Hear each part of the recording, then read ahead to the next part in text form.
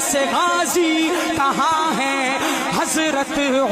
আমাদের আওয়াজ করে কথা বলে দিচ্ছেন মানুষ, আমার এলাকার মানুষ, তারা বিশ্বাস করেছিল এবং বিশ্বাস করে সেই শিবচরের মানুষ আমাকে ভোট দিয়ে আমাদেরকে জাতীয় সংসদে পাঠিয়েছে।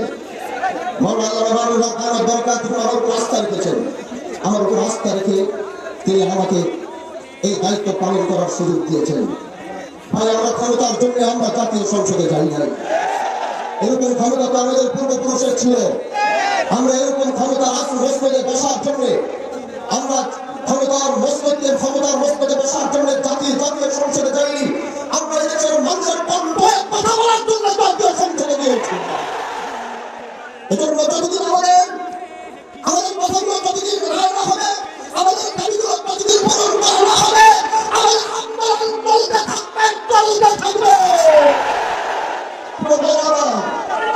মানুষ 70% মানুষ গণভোটের পক্ষে রায় দিয়েছে, 70% মানুষ জয়ের পক্ষে রায় দিয়েছে। এজন্য দেশের জনগণের ম্যান্ডেটের বাইরে দিয়ে অন্য কিছু করার কোনো সুযোগ দেওয়া হবে না। আমরা সরকার পতনের আন্দোলনে লাগে নাই, এটা কোনো সরকার পতনের আন্দোলন আর সমাবেশ নয়। সংসদে চেষ্টা করেছি, হয়তো বুঝতে পারছেন না বলে আজ জনগণ ময়দানে চলতে পারতেন। এজন্য আমরা চাই সরকার বুঝবে, জুলাইকে ধারণ করবে, গণভোটের রায়ের পক্ষে সরকারও থাকবে, তা আমাদের চাওয়া। এই জন্য আগামী বাংলাদেশে আমরা জুলাইকে মাইনাস করে আমরা কিচ্ছু করতে পারবো না।